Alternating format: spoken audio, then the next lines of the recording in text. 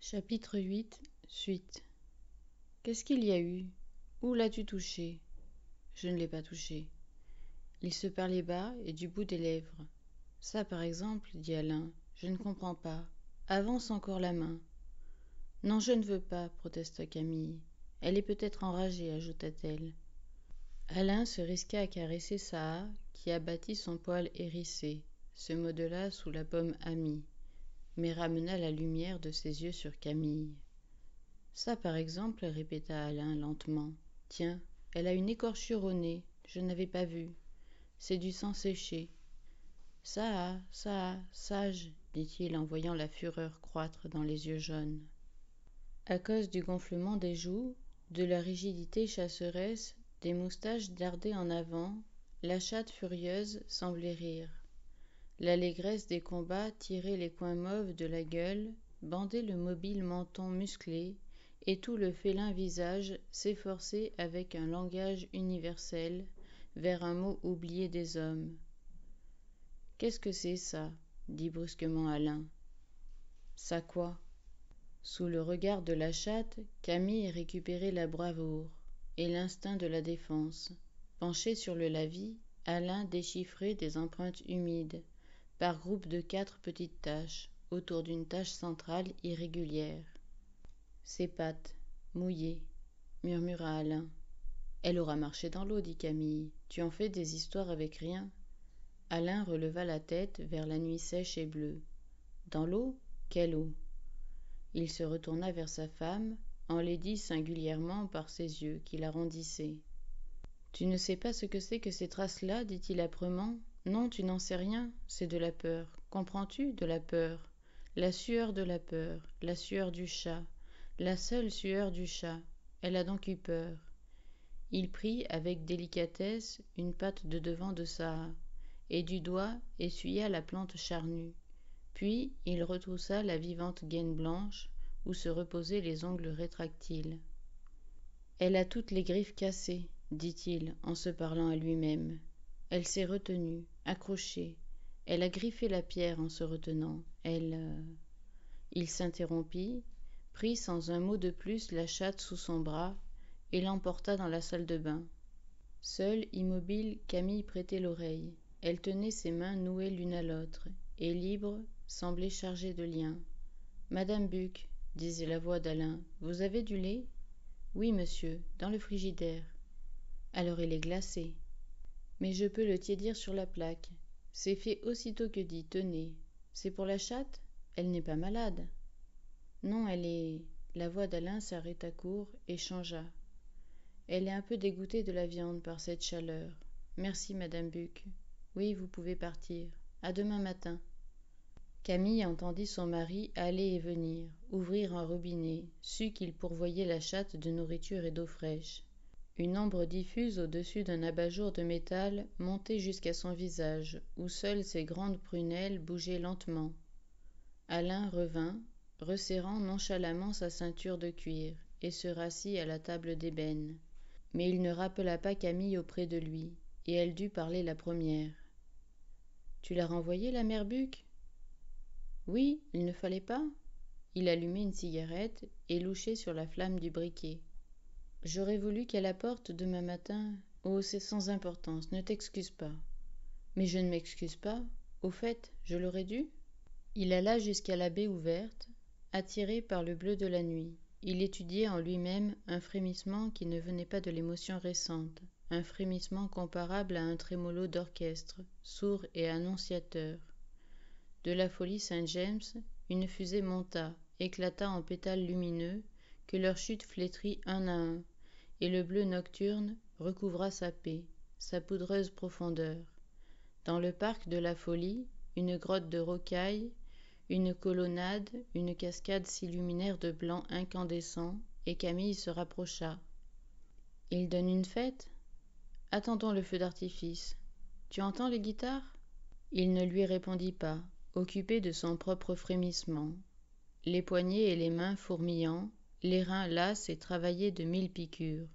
Son état lui rappelait une lassitude exécrée, la fatigue des anciennes compétitions sportives, au collège, course à pied, lutte à l'aviron, d'où il sortait vindicatif, méprisant sa victoire ou sa défaite, palpitant et fourbu. Il n'était paisible qu'en une partie de lui-même, celle qui ne s'inquiétait plus de Saha. Depuis un long moment, ou depuis un moment très court, depuis la découverte des griffes cassées, depuis la peur furibonde de Saha, il n'avait pas exactement mesuré le temps. Ce n'est pas un feu d'artifice, dit-il, plutôt des danses.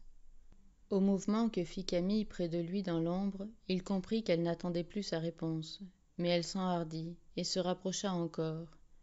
Il la sentit venir sans appréhension, perçut de profil la robe blanche, un bras nu, un demi-visage éclairé de jaune par les lampes de l'intérieur, un demi-visage bleu absorbé par la nuit claire, deux demi-visages divisés par le petit nez régulier, doués chacun d'un grand œil qui sillait peu. « Oui, des danses, approuva-t-elle. Ce sont des mandolines, pas des guitares. Écoute. Les donneurs de sérénades, et les belles écoutent. » Sur la note la plus haute, sa voix trébucha, et elle toussa pour excuser sa défaillance. Mais quelle petite voix, s'étonnait Alain. Qu'a-t-elle fait de sa voix, grande, ouverte comme ses yeux? Elle chante d'une voix de fillette, et sans roux. Les mandolines se turent, la brise apporta une faible rumeur humaine de plaisir et d'applaudissements. Peu après, une fusée monta, éclata en ombrelles de rayons mauves où pendaient des larmes de feu vif. « Oh !» s'écria Camille. Ils avaient surgi de l'ombre, tous deux comme deux statues, Camille en marbre lilas, Alain plus blanc, les cheveux verdâtres et les prunelles décolorées. La fusée éteinte, Camille soupira. « C'est toujours trop court, dit-elle plaintive. La musique lointaine recommença, mais un caprice du vent détourna le son des instruments, à résonance aiguë, et les temps forts d'un des cuivres d'accompagnement, sur deux notes montèrent lourdement jusqu'à eux. « C'est dommage, dit Camille. Ils ont sans doute le meilleur jazz. C'est Love in the Night qu'ils jouent. » Elle fredonna la mélodie d'une voix insaisissable, tremblante et haute, comme succédant à des pleurs.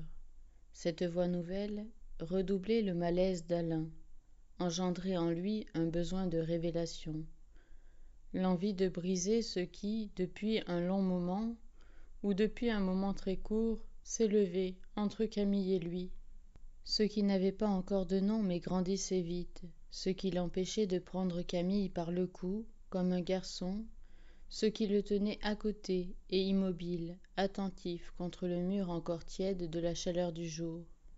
Il devint impatient et dit « Chante encore !» Une longue pluie tricolore, en branchages retombants comme les branches des saules pleureurs, raya le ciel au-dessus du parc et montra à Alain, Camille étonnée, déjà défiante. « Chantez quoi ? Love in the Night ou n'importe quoi ?» Elle hésita, refusa. « Laisse que j'écoute le jazz, même d'ici on entend qu'il est d'un moelleux. » Il n'insista pas, contint son impatience, dompta le fourmillement dont son corps retentissait tout entier. Un essaim de petits soleils gais qui gravitaient légers sur la nuit prit l'essor, tandis qu'Alain les confrontait secrètement avec les constellations de ses songes préférés. « Ceux-ci sont à retenir.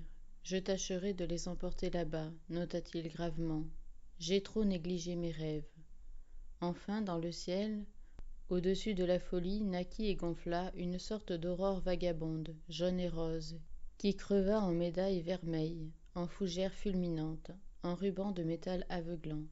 Des cris d'enfants sur les terrasses inférieures saluèrent le prodige à la lumière duquel Alain vit Camille distraite, absorbée, réclamée en elle-même par d'autres lueurs. Il cessa d'hésiter dès que la nuit se referma, et glissa son bras nu sous le bras nu de Camille. En le touchant, il lui sembla qu'il le voyait, d'un blanc à peine teinté par l'été, vêtu d'un duvet à brun fin couché sur la peau, mordoré sur l'avant-bras, plus pâle près de l'épaule. « Tu es froide, murmura-t-il. Tu n'es pas souffrante ? Elle pleura tout bas, si promptement qu'Alain la soupçonna d'avoir préparé ses larmes. Non, c'est toi qui ne m'aimes pas. Il s'adossa au mur, prit Camille contre sa hanche. Il la sentait tremblante et froide, de l'épaule jusqu'à ses genoux, nue jusqu'au-dessous des bas roulés. Elle adhérait à lui fidèlement et ne ménageait pas son poids. Ah ah, je ne t'aime pas. Bon, c'est encore une scène de jalousie à cause de ça. Il perçut dans tout le corps qu'il soutenait une onde musculeuse, une reprise de défense et d'énergie, et il insista, encouragé par l'heure, par une sorte d'opportunité indicible. Au lieu d'adopter comme moi cette charmante bête, sommes-nous le seul jeune ménage à élever un chat, un chien? Veux-tu un perroquet, un ouistiti, un couple de colombes, un chien, pour me rendre à mon tour bien jaloux? Elle secoua les épaules en protestant, à bouche fermée d'une voix chagrine. La tête haute, Alain surveillait sa propre voix, et se stimulait. Allez, allez, encore 2 ou 3 enfantillages, du remplissage, et on arrive à quelque chose. Elle est comme une jarre qu'il faut que je renverse pour la vider. Allez, allez. Veux-tu un petit lion, un crocodile enfant, de 50 ans à peine? Non, tu ferais mieux d'adopter ça. Pour peu que tu t'en donnes la peine, tu verras. Camille s'arracha de ses bras si rudement qu'il chancela. Non, cria-t-elle, ça jamais, tu m'entends, jamais. Elle exhala un soupir furieux et répéta plus bas. Ah non, jamais. Ça y est, se dit Alain avec délectation.